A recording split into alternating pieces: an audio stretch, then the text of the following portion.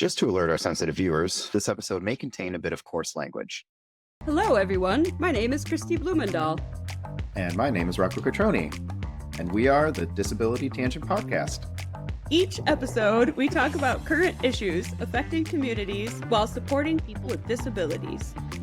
Through research, community connections, and resource sharing, we hope to invite everybody to challenge their perceptions of people with disabilities and promote a more inclusive world. Defined by what the people actually want and not what others think they want. Come join us on this journey.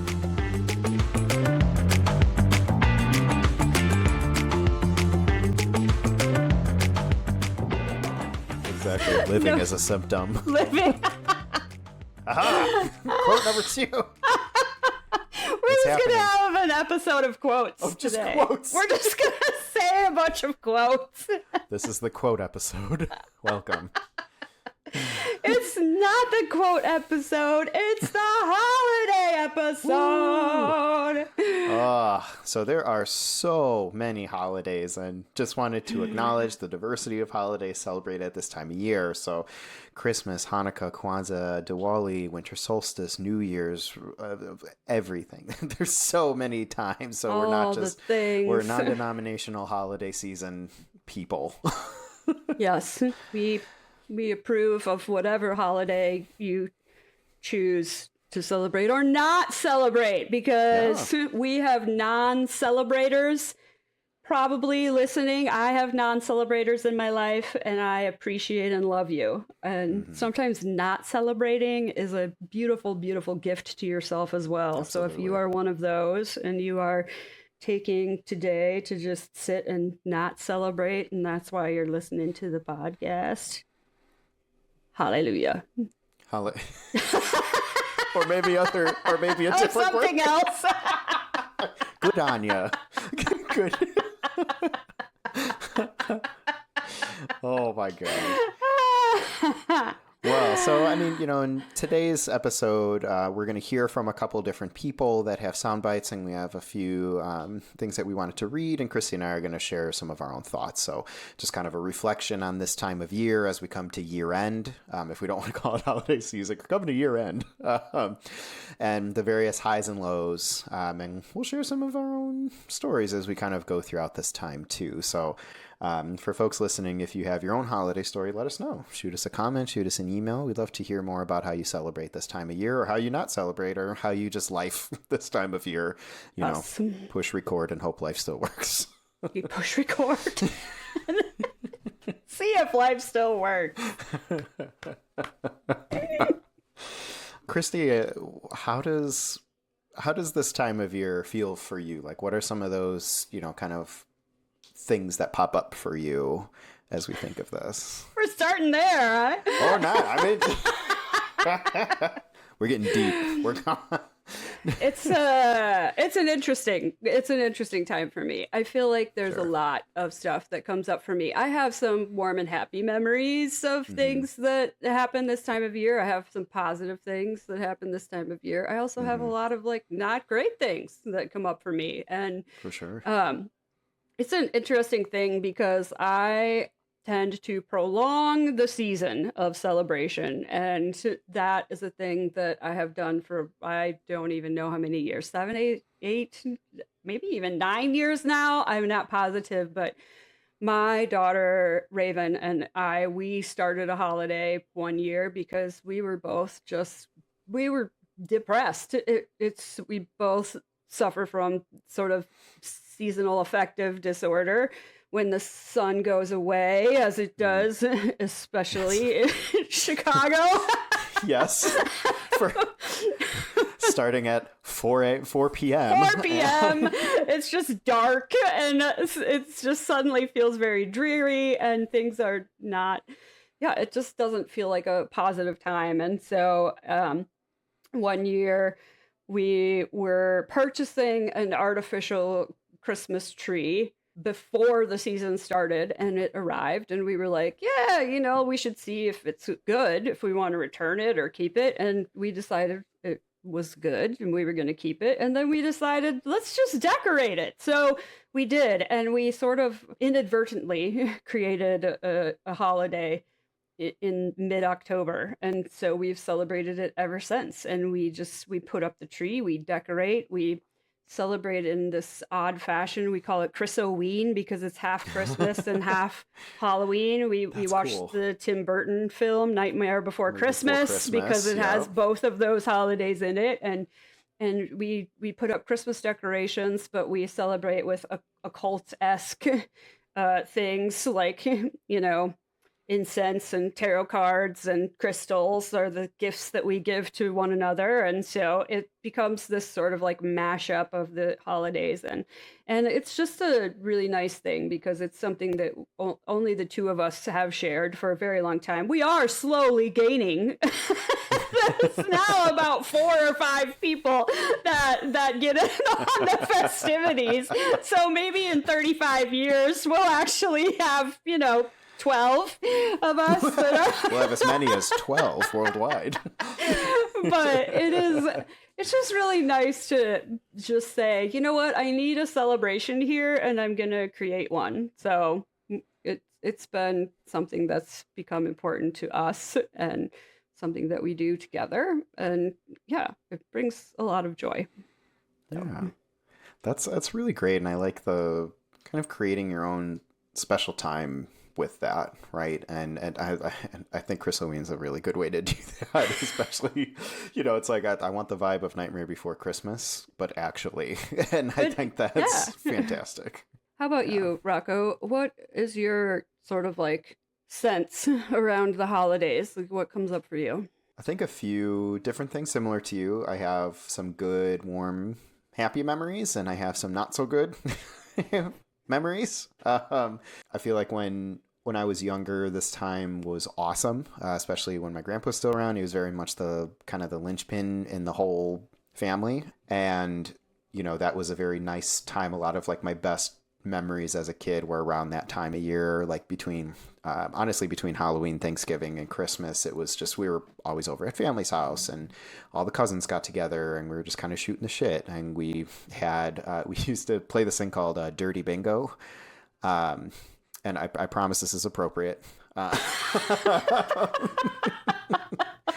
Basically, you had 2 decks of cards, and one deck of card was like the bingo deck, and the other deck, you know, however many people were there, you'd pass out the cards, and you'd have all these like kind of like white elephant prizes in the middle, right? So stuff around your house, random things you found at the dollar store. One year we all made something, which was kind of funny.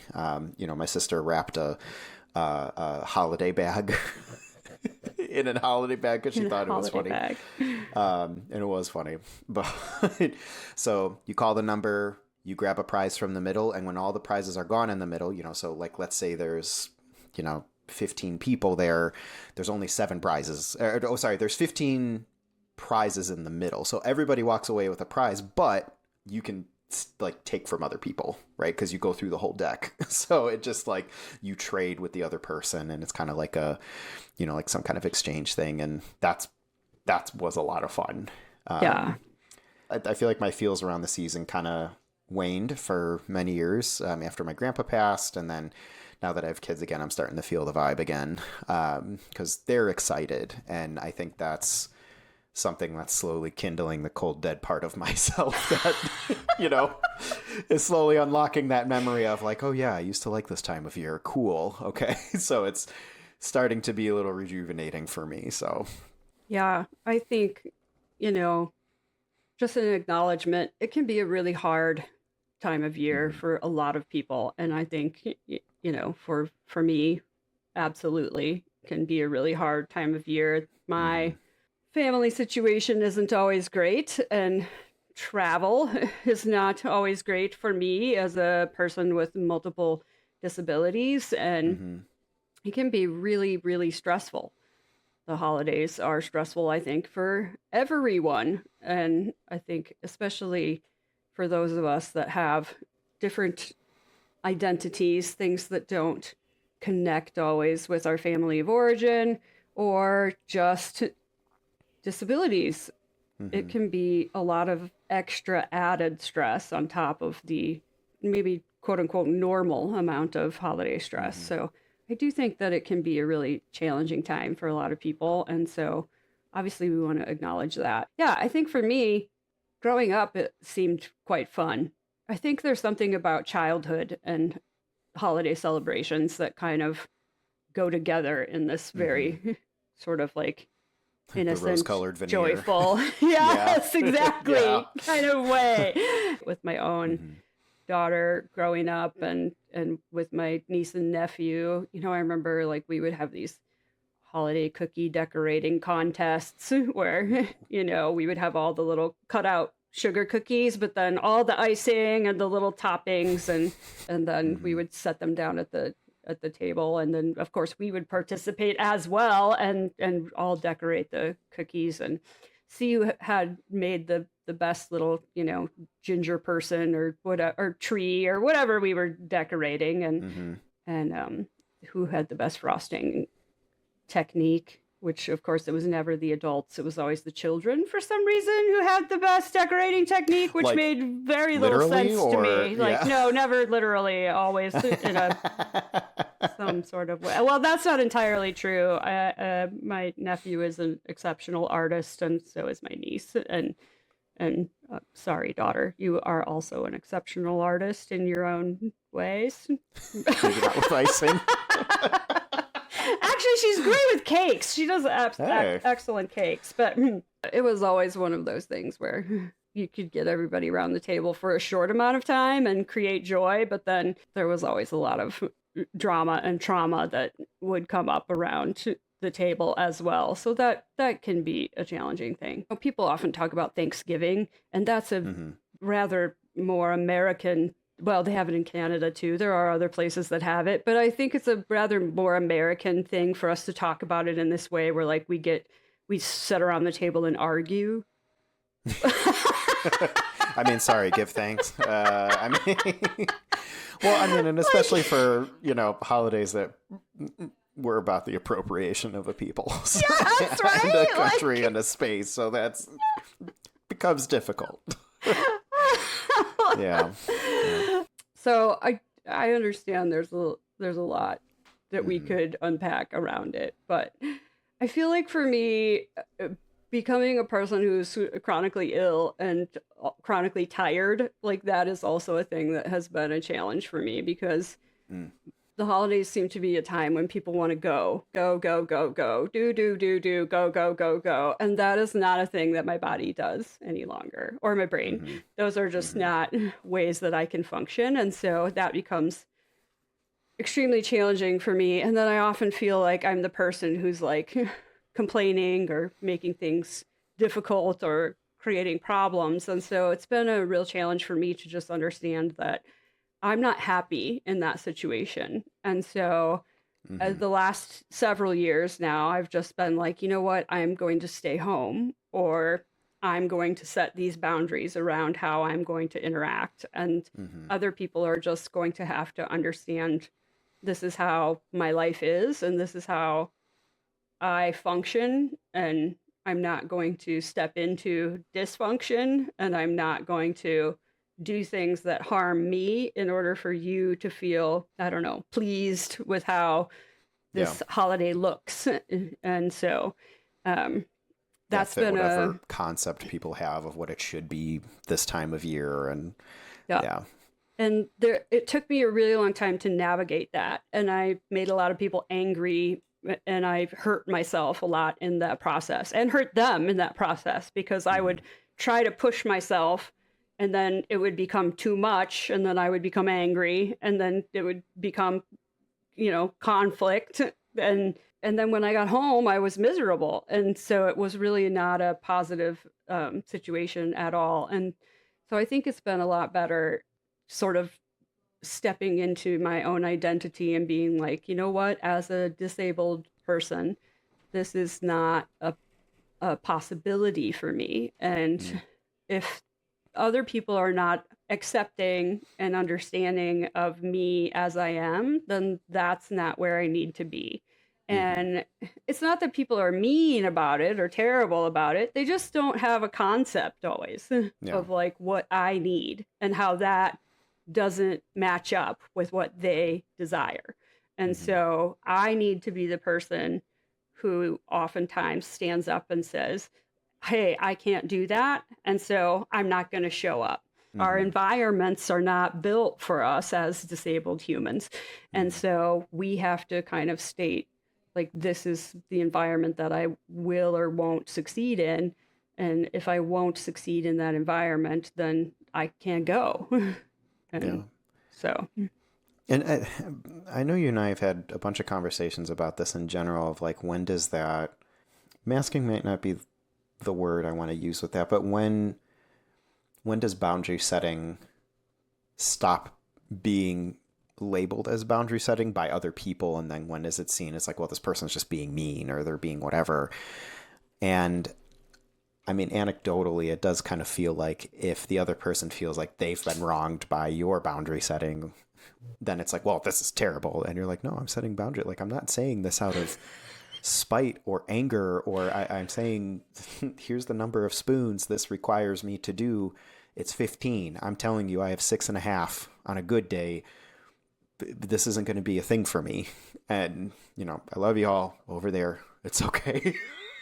But we're gonna change that up a little bit. And I think that gets complicated from a social perspective for sure. And I imagine that kind of is, I mean, it's almost like seclusion and segregation by expectation of others. And that's a hard field to navigate around in a way that still makes sense for you.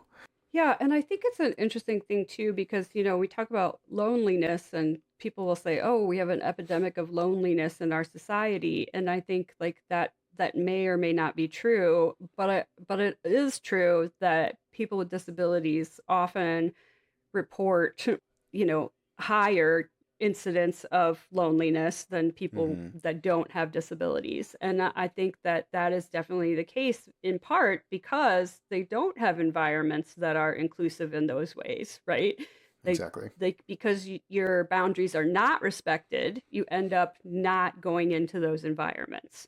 And I think, like, you know, one of the things that I'm learning is that it has nothing to do with me how someone else feels about my boundary.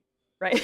Like, that's their stuff. That's not my stuff. Exactly. If I set a boundary and you feel some kind of way about it, those are your feelings to deal with. That's not my stuff, right? I set the boundary to protect me, and how you feel about my boundary is about you, not about me. And so I think that that's one thing that is a hard learned lesson, especially because many of us were socialized in these ways that had some sense of manipulation or some guilt or some shame associated with them, right? And so your default is kind of like, oh, I'm sorry, I made you feel a way. That must be me, right? But it's not necessarily us, right? If we haven't been taught how to stand with a firm boundary, then it feels unsettling. But agreed. Those boundaries are protective on both sides. It's not that, like, I set a boundary and it harms you. Yes. Any more than it harms me, right? It's good for both of us to know where the line is, right? So I feel like boundaries can be very positive things. And I feel like sometimes we need to acknowledge that. I think I lost my train of thought a little bit. I got stuck on the boundaries piece. My brain followed the thing, and then I lost where I was going. Follow the dopamine, and the dopamine led me astray. I know! Damn it! Damn it! Dead end track! But I mean, to kind of, you know, I think it's that, you know, it started with that other people's perceptions of your boundary, and that's not your feeling, that's their feeling. It kind of reminds me of that. And I feel like this is a theme that's kind of naturally coming up in this episode now, of how are things like perspective taking and empathy being taught, where it's, oh, you have to think of other people, but then it always becomes about like, well, how do your actions affect other people? And it's like, yes, cool, that works when everybody's thinking that way. Not like you person have to always think about what other people are doing, but they don't have to respond to you in that same way, or they don't have to have that same expectation. of having that same level of perspective taking too. So then again, all of the work is put on the person that's, like marginalized in that situation, or seen as younger, or seen as different, or seen as able, disabled, seen as different colored skin or different religion or things like that. And I think that becomes a very complicated feel around that, right? I mean, this goes back to my adult kindergarten, Christy. Like did we forget about the perspective taking skills? We did. And I think that's where I was going. You brought me back to it a little bit, because I started off with like people with disabilities say that they're lonely more often than the general public. And I think part of that is that like we recognize that those environments are hostile environments. And so we stay out of them, right? We stay out of them. But Exactly. I do think, right, that perspective taking is important, because how are you going to create an environment that is not hostile unless you start looking at like, well, what would it feel like to be in my shoes, right? Yeah. Or in my chair, or in my whatever my situation is, right? And so I feel like that is part of the point, is that it shouldn't always be my responsibility to be constantly stating, like, no, that doesn't work for me. No, that doesn't work for me. No, that doesn't work for me. Exactly. Because if people care about me and love me, then consideration for my needs should be a thing that they are doing. And I don't love shoulds, but it is a thing that, I mean, if you love a person, you consider their needs. That's, I believe, one of the things that love entails. Yeah, like you don't have to completely 100% bend down and completely sacrifice yourself for that, but when you are making decisions, at least this is how I'm interpreting this, like when you are making decisions, that is information that directly impacts how you make decisions, but not necessarily the only factor to make decisions, where it's like, you need this time, space, whatever. I need this time, space, whatever. All right, cool. Where are we meeting now? In how this functions. Yeah. Pumpernickel, right? What's the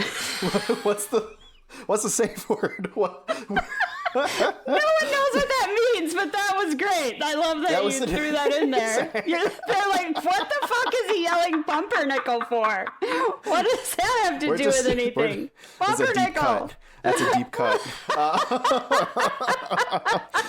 But is there like a term or a thing or something to, kind of signal that safety that people may need in that moment or whatever? Yeah. At what point do you stop and think about someone else and what space they need? Yeah. And I think that's something that is kind of socialized a lot at this time of year across many different religious backgrounds, but also just a lot of humaning in different communities, where it is a time of reflection at the year end here too, as you kind of go into a new year. If this is your new year, by the way, not everybody. Yes, not everyone shares the new year. Yes, correct. Exactly. But any transition, I guess I'm speaking to with that, where it's okay, we're kind of starting anew into this place. How did this past year go? Who can I help? Who did I hurt? Who hurt me? Who helped me? And it kind of seems like a big journal done over cranberry sauce or something at the dinner table, and some arguments and oddly named family games. And exactly. Yeah. And maybe some cookies. I hope so. Yeah. I don't know. So, I mean, at this kind of juncture in the episode, I mean, do we want to listen to some other people's thoughts around this? We have a few folks that we had some recordings from and an interview that we did with the wonderful Nicholas Aether. I love so many things that you do, and I feel like we could talk for ages and ages about all of the things that you just described, but I find it intriguing that the thing that we are going to potentially focus on today is the one identifier, which is Wiccan. Yeah, and especially since we're out of all of that. So since we're doing a holiday episode, we wanted to focus on that and see how that relates, especially to disability for us as well.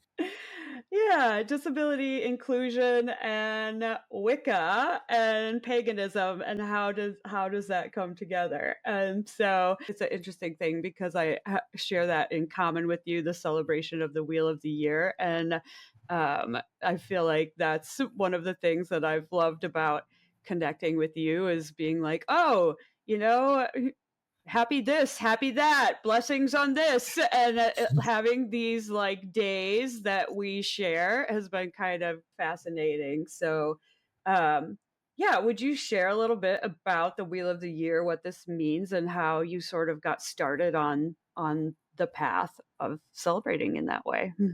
Oh my. Okay. I suppose there's kind of that's twofold question. So I'll start with the Wheel of the Year. I found Wicca because I was trying to seek something that made sense to me, that reflected my lived experiences and that reflected the world around me. So the Wheel of the Year is really an emphasis on kind of the interplay between masculine and feminine, and really looking more at the supposed lifespan of the masculine, and recognizing, of course, that the masculine would only exist through the feminine. So we have celebrations each month for the feminine. We call those esbats, and those happen during the full moon. And then we also have 8 holidays that are called sabbats. And the sabbats, or sabbats, depending on who you're talking to, some call it sabbat, some call it sabbat. They are to celebrate the masculine side. And we look at the lifespan of the feminine as a cycle that renews monthly, with the flow of the moon's cycles. So we have maiden during the waxing moon, we have mother during and around the full moon, and we have crone during the waning and the time where we have the new or non-existing moon, which we would call the day before that the dark of the moon. With the sabbats, what we're looking at is the lifespan of a masculine side of the universe over the course of the year, as seen through the sun and its connection to the crops. The crops are of the earth and of the soil. They are supposed to be of the goddess, but they are fed by the sun, and the sun is supposed to be the god. And thus, across the Wheel of the Year, we see the god aging. So born in December on the winter solstice, which is going to be right around the time that Christians have appropriated to be the birth of Christ. All the way through, we see this young, wild, feral kind of boy, man, beast, child, growing into these masculine energies, untamed, really only tamed by the beauty of the goddess. And throughout the year, he also develops a relationship with the land and with the animals. And so we honor that connection that we have to the land and the animals through him. And so we celebrate on these 8 different days of the year, all the way through to where our God, which interestingly in Wicca is a very abstract concept that can mean lots of different things and is not looked at as a single deity. At this point, we recognize that the earth, every year it renews itself. Every year the earth shuts down, it dies. Every year it is reborn. And so we have the cutting of the crops, which happens in August. And so we have Lugnasad and we have Mabon, which are 2 different holidays that kind of celebrate the harvest and the dying of the earth. We look at that as self-sacrifice of the masculine, so that it can be reborn. On Samhain, which is what most people would call Halloween, that is the night where the masculine energy, the god, comes back through the veil and brings the dead with him. And so during that night, we get to honor those who have passed recently. Last year, we honored my dog and my cat who had both passed about 2 months apart. It was like really, really hard. So a nice, beautiful way to kind of welcome them home. We set a table for them and set out a feast. This year, we'll be doing it for my grandmother. And then we move back on in through towards Yule, where, again, the sun is reborn on the winter solstice. I would say that is the easiest way that I can describe the Wheel of the Year. So the turning of the wheel represents the natural cycle of the seasons, and the way that the earth interacts with the sun. I was looking for something that acknowledged masculine and feminine as equal, something that acknowledged that masculine and feminine could flow in and through each other, because I was having experiences where we didn't have language for it at the time, but I was non binary. This was when I was in middle school, and I knew something. Something was different. I also knew that I was attracted to men, and in my previous religion, this was a big no-no, and I needed something that was going to look at experiences, natural experiences, from a natural standpoint. And so when I found that in the context of many pagan traditions, homosexuality is not looked down on, it's actually looked at as a reverence for a specific portion of the masculine, feminine, and any orientation. And so somebody who is, say, pan-romantic or pansexual, they would then have that orientation across that spectrum. There's a kind of an interesting element to pansexuality where I look at it and I don't identify as pansexual, but I think of it very much from my Wiccan standpoint as like, wow, like that is true reverence. Like pansexuality is actually like, it's not something I'm trying to shape myself into, but it is something that I kind of see as like almost an ideal. Like it's a way of really being able to revere and look past specifics and see the beauty, the interplay of any masculine and feminine. That's a really beautiful expression, and I feel like very much. That was so much. I appreciate it a lot because I feel like that gives our listeners so much to kind of like latch onto and understand in ways that they may not have before.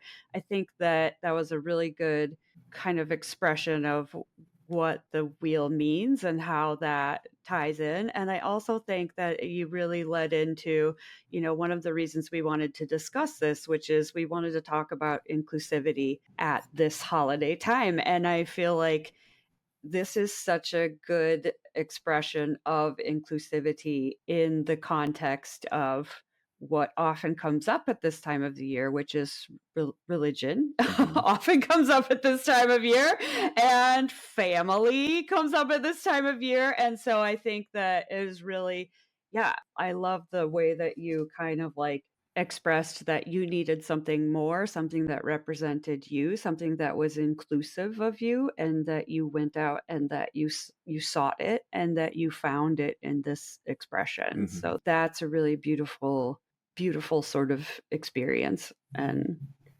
thank you for sharing that. Thank you. Thank you. I appreciate that you're giving space for this type of a discussion. I'll be honest, I've been on quite a few podcasts. No one's ever asked about Wicca. So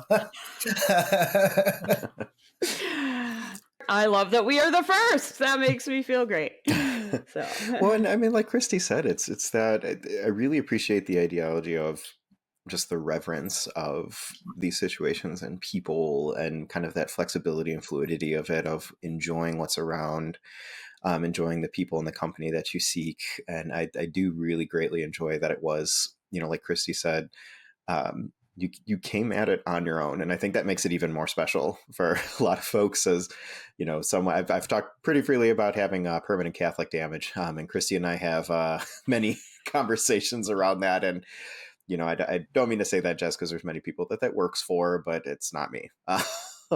But I think finding that, I hope we can all have our own journeys to be able to search. So that's wonderful.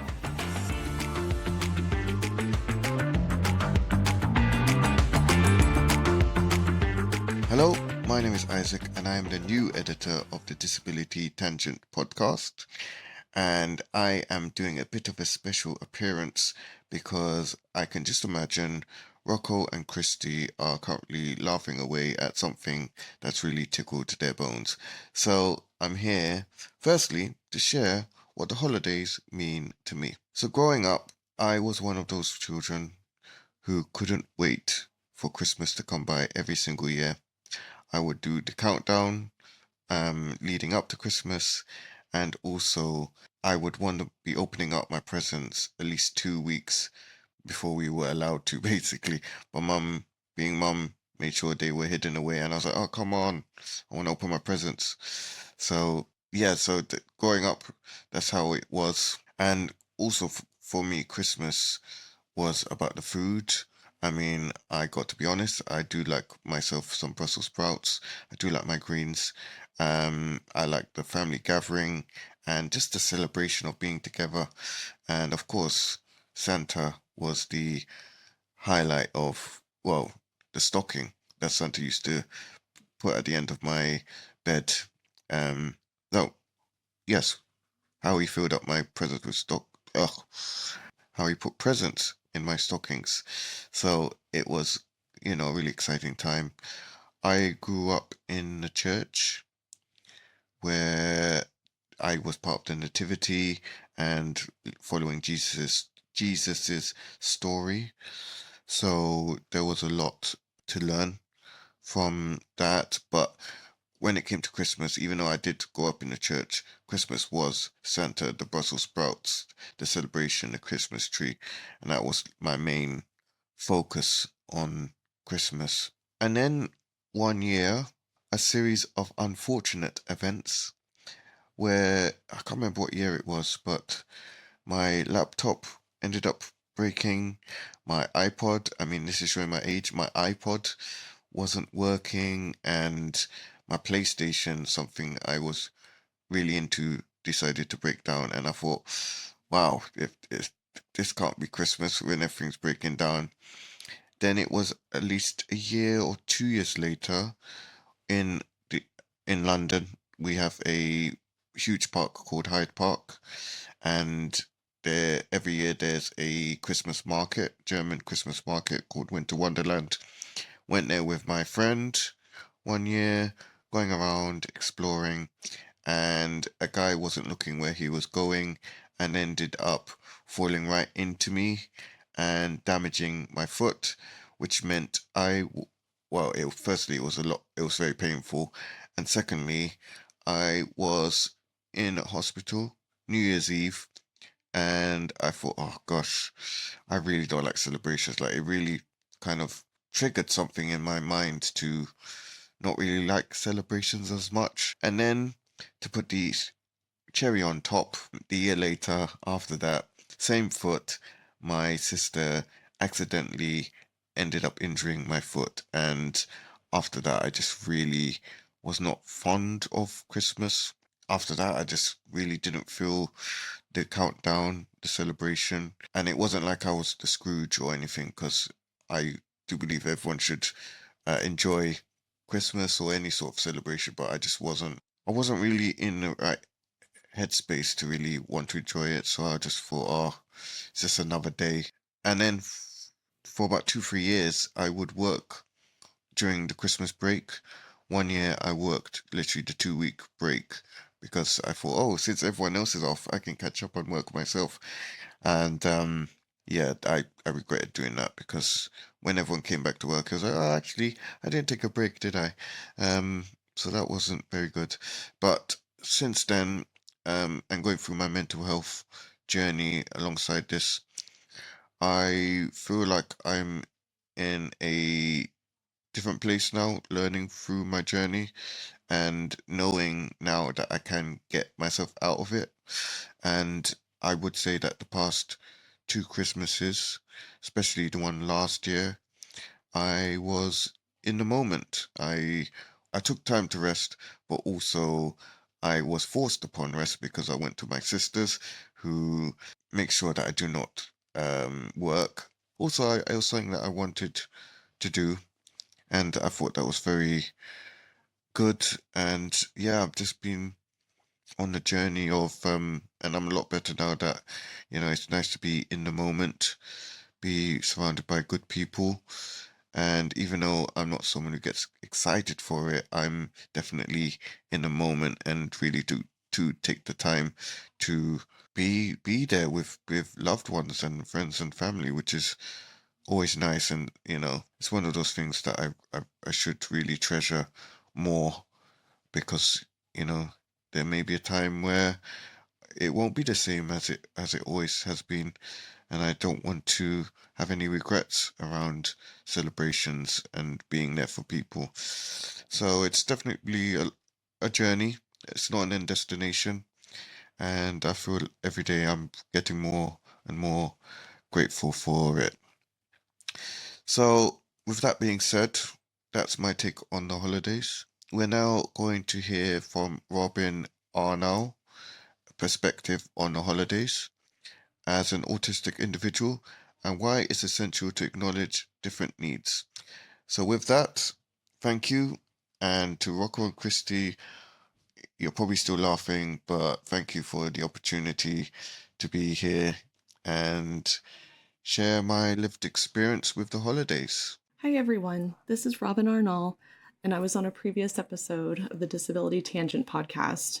The holidays for me are a difficult time, partly in the fact that I do not have consistency with family. I've also learned later in life as an autistic individual that I don't really like celebrating specific holidays, and so I've just chosen to omit them completely. However, I respect everybody else's choices and different cultural considerations to celebrate holidays the way they see fit. I guess around this time of year, I just like to emphasize that if what you're doing doesn't serve your needs, or you're finding that it actually takes away from your needs, then it may be worth reconsidering how you're doing those things and if it's valuable to you to even do them in the first place. Case in point, I hate surprises. I hate having to go through the social expectation of receiving gifts, picking out the perfect gift, the consumerism associated with it, and sometimes family gatherings with aversive opinions that differ from my own are very challenging and they can drain me. So I just offer this up as maybe an alternative perspective to the holidays. But if you engage in any sort of holiday gatherings or events, I hope that they go wonderfully for you. Are you passionate about accessibility and inclusion, but don't know who to connect with? We welcome you to join the Global Accessibility and Inclusion Network, founded by the creators of the Disability Tangent podcast. Our mission is simple: to connect communities to available resources and create a supportive network of individuals from all backgrounds. Join us as we unite disability advocates from around the world to share knowledge, collaborate on initiatives, and drive positive change. Whether you're an experienced activist or just starting your journey, there's a place for you in our network. To learn more and become part of this powerful movement, check out the show notes for this episode and sign up today.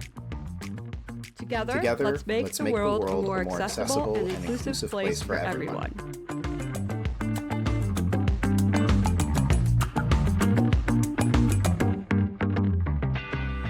Suzannah Weiss, who was in 2 episodes with us on sex on the spectrum, wherever sex is. I think that's that argument of sex and the city or sex in the city. Maybe this is another. It's a Berenstein Bears moment. Is that what it is? Is it one Mandela of those? effect. It's the Mandela effect is happening right now. Yes. Suzannah, who was with us for 2 episodes and had so much fabulosity for us, actually gave us a little bit of a quote about tradition that she has that she sometimes does over the holidays. Rocco, do you want to express? Absolutely. Alrighty, so this is a direct quote, so I'm reading word for word. Suzannah says, I do have a tradition, not specifically a holiday tradition, but it applies to the holidays, that when I have food I'm not going to eat that's left over from a party, or I just bought more groceries and then I'll eat before they expire, or something I don't like. I take it down in a grocery bag to the area of my neighborhood where there are homeless encampments and either hand it to someone or, if no one is out, leave it right outside the encampments. I'd suppose that is inclusive because it's in the spirit of helping others without being religion specific, and it's a way to give back that doesn't require a lot of effort or money or time. And that was Suzannah's quote. I really like this, and I think that's another piece of that, what we're trying to do as a podcast too is building that community piece, and I think this is an example of that, where we say okay, I have this extra thing. I'm not making a big deal about this. We're going down. We're providing this to other people, and then we go about our day. People go about their day, and people use it on here. It's not like there's this show of, oh, look what I'm doing. It's happening. That I think happens a lot in our society. The kind of posture, that kindness and whatever, so that other people see it. But just, you do good, you go back home. And I mean, Christy, it reminds me of the person that you gave shoes to recently. Yes, because I mean, I feel like it's just a thing that I did because I did it. It was a person who needed shoes. Mm-hmm. I had shoes, or boots, actually, winter boots to give. I had thought about giving them to maybe refugees or, you know, someone who just would not have had that winter gear. And I ended up talking to a woman who lives outside, and I had said, hey, what size are your feet? A normal conversation starter. Like, I don't know, we were just chatting, and I said, what size are your feet?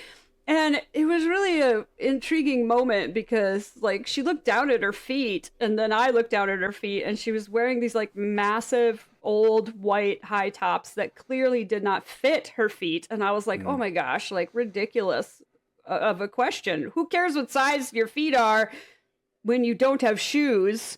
You just wear whatever shoes you can find, right? And so, but it turns out that she was like, oh, I wear the 7.5, 8 shoe size. And so I had 2 sets of winter boots literally sitting by the door that I was going to get rid of. And I said, are you going to be here? And she said, yeah. And I said, I'll be right back. And so because I was walking the dog, I brought the dog back home, and I grabbed the boots and I brought them to her. And now I've seen her around the neighborhood in the boots, and it just is nice because I know that she has warm, dry feet, which is not an easy thing this time of year here. And so that is really great. And she was so grateful. And it just is not a thing that I felt like, right, I didn't need to be holding a sign saying, like, look at the thing that I did. I feel a little weird saying now, look at the thing that I did, because I'm like, does that negate the thing? Because I'm telling the story. Are we doing this in a public space? Oh my God.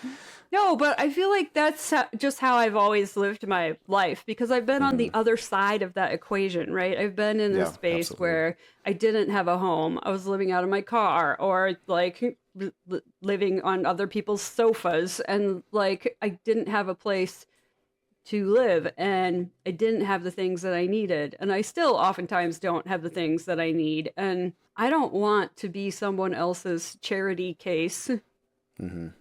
Or someone else's, like, oh, look at me, I did a good job, pat me on the back, right? Like, I'm not here for you to feel better about yourself. I am a human who is equal to you in value, worth, you know, humanity, all of the things. Exactly. And so it seems really odd to me that people then sort of go out of their way to be like, look at me, I'm doing good things.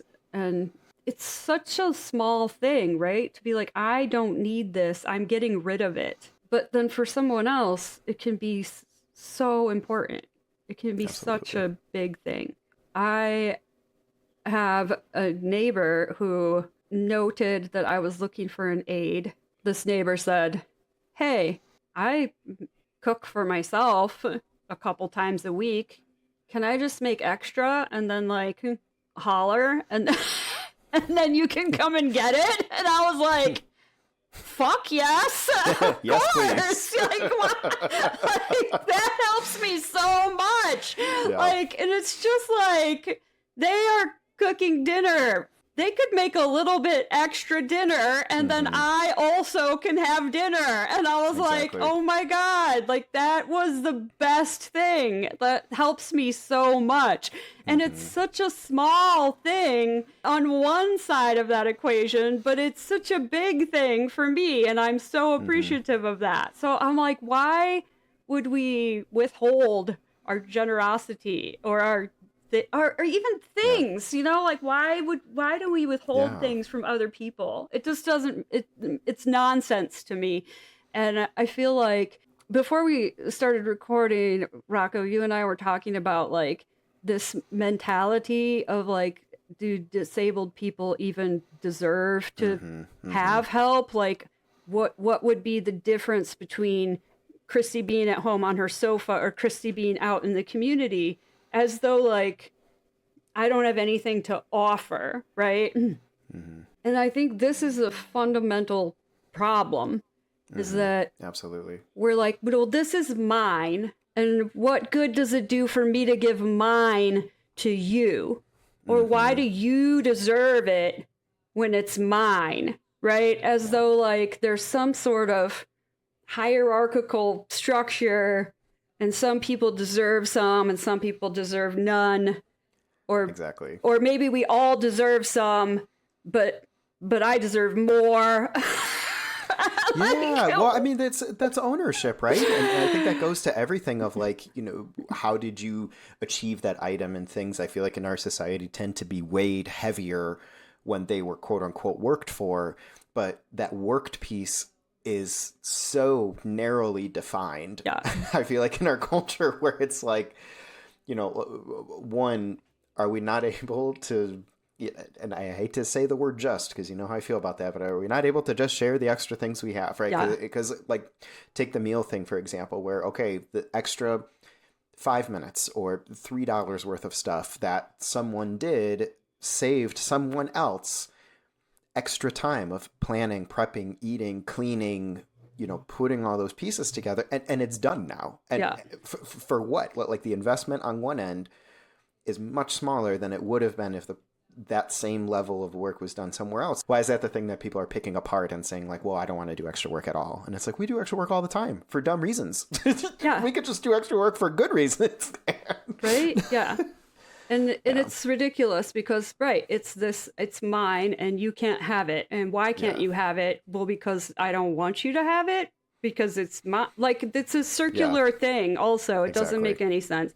I recently had a thing, because they've started charging an extra amount to people's utilities, because there's now in Chicago law, there's now funds that are going to low-income families to help pay their utilities. And so the people who are not low income, who have higher incomes, have to pay a percentage that's a tiny fee that's tacked on now to your bill. So based on how much you pay in gas for your heating, then you have to pay a little bit in order to help all of the low income families. And it's based on the percentage that you make, and you have to fill out a thing, and you have to it's not like it's a lot of work to it's get a to that vetted point. process. Yeah. Yes, it's a highly vetted process. You have to turn in your social security number. You have to give your income, all of this stuff. You have to go and apply. It's a difficult process. But once you do that, then this small amount that's being tacked onto people's bill is going to help those families so that they have heating. And Absolutely. and I saw people talking about it in this online forum, and then this one person was like, what's this amount that's being taken out here for again? And then someone says, oh, that's so that poor people can have heat. It's fucking disgusting. What? And I was like, what? What? And then some other guy says, excuse me, it's like the cost of a latte. He's like, I'm sorry, I am willing to pay the cost of a latte so someone else, so that other people don't die of exposure. Exactly. And then this other guy was like, mine wasn't the cost of a latte. I had to pay $57. And then someone else was like, how many properties do you own? because I feel like maybe you're not having the problem. Right? This is not a conversation that you deserve to be in, even, buddy. Exactly. How many gas bills are you paying on? It was a whole discussion where it was someone doesn't want to pay $5 for people, and then someone else is like, oh, I own like 108 properties, clearly, because I have to Exactly. pay this percentage, and it comes out to $57. Exactly. And I'm sitting here going, well, thanks for paying my heat, y'all. Yeah. Well, I mean, and I can't say guarantee, but I would strongly suggest that those might be the same people that also have a gym membership they're not using right now, or a Netflix account that just got pushed up, or, so I think that, when it's building that community piece, it doesn't have to be these big, huge, grand gestures. It's, community of support, of making people feel like they belong in the community by doing small things, or leaving people alone, or right, being, going about your day. And I think that's a pretty powerful thing that, not everybody's in that position. I mean, my family's been in really, really hard financial hardship, and there were things where we made just enough to not qualify for anything, but very far below of when we actually needed things. And it's, we figured it out in a variety of different ways, but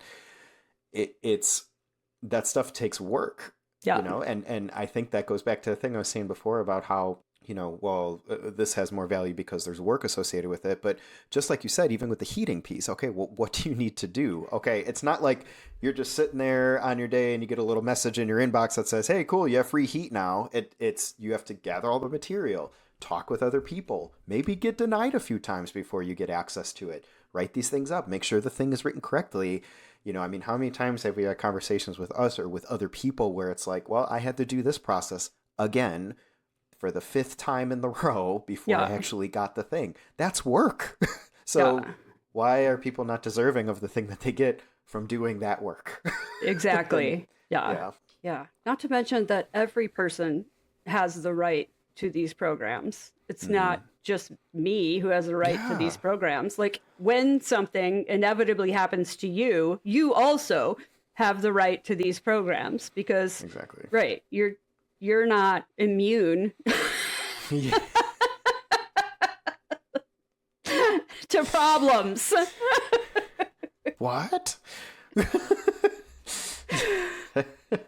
There was a day when I thought I wasn't going to have problems and would have a different life. life. I was just like, goodness, I was like, what are the words that I use? Like, productive, fulfilling. I'm like, my life is productive and fulfilling. Like, I don't know how to explain this to you without using words that I don't want to use, because because I do like my life. I like it quite a lot, actually. And so I don't want to say things like, oh yeah, I thought I would have a productive life. No, I thought I would have a different life than I have today. Yeah. I do love my life. It is productive. It is fulfilling. My niece, who was just here, was like, oh, I thought you'd kind of sit around on the couch all day because like you... But she wasn't trying to be mean. She was like, you have so much work, like you can't keep up. And I was like, exactly. I have so much work I can't keep up. Like when something, like someone comes to that realization of something, and it's like something you've been saying the whole time, and you're like, wow, that is a good idea that you have had. Yes. Like, thank you for noticing. Very interesting. The thing that I have been saying for the last 10 years. Yeah. Like, I'm not allowed to be paid. That does not mean that I don't work my ass off.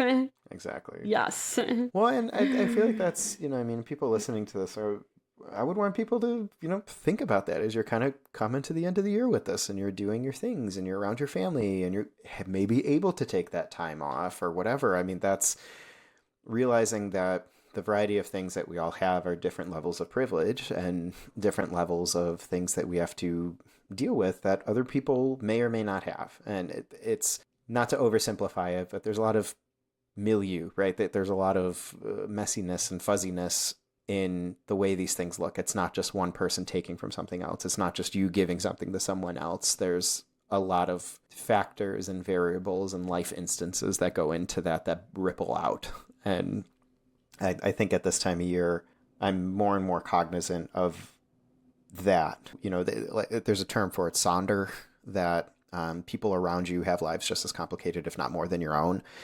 And I think maybe reflecting on that, at least for me, is something that's been really powerful this past year of, like, where do you come from, where you came from, where you're going, who you interacted with, and kind of celebrating that complicatedness of, cool, we made it here. Now what?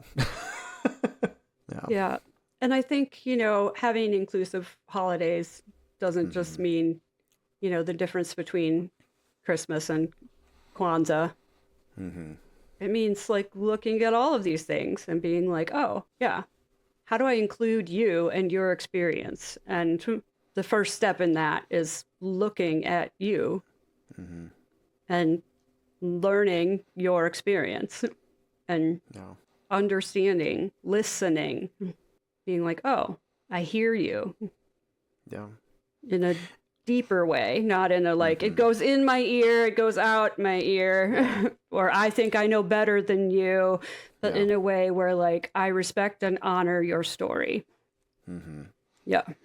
And sometimes it is just listening, right? Like there doesn't have to be a solution or an endpoint, I mean, we like solutions and endpoints, but also they don't come with finger snaps. So exactly. It can oftentimes, be just listening. Yeah. So I'm kind of curious too. I mean, for whoever's listening as well, I want to know, I mean, what are other people's traditions and what do they feel at this time of year, and what does this kind of bring up, and what are ways that people kind of build community? It's kind of a 3-part question. What I want to know is these 17 things. Yeah, exactly. Here's these weighted metrics. That's the academic showing through me again. How do I turn that off? He can't stop. He won't stop. He won't stop. I don't even know I'm doing it anymore. Jesus. Dr. Overthink. That's what they call me. In other news, look out for our upcoming episodes. We want to talk about how to be an ally in 2025 because we do think that life is at quite a point. So, and I think that I'm sure this phrase pops up every time, but now more than ever, right? I think building that community and moving forward in a way that makes sense to create those environments of success and safety for people is even more apparent now. Again, 4 years later. Very true, yes.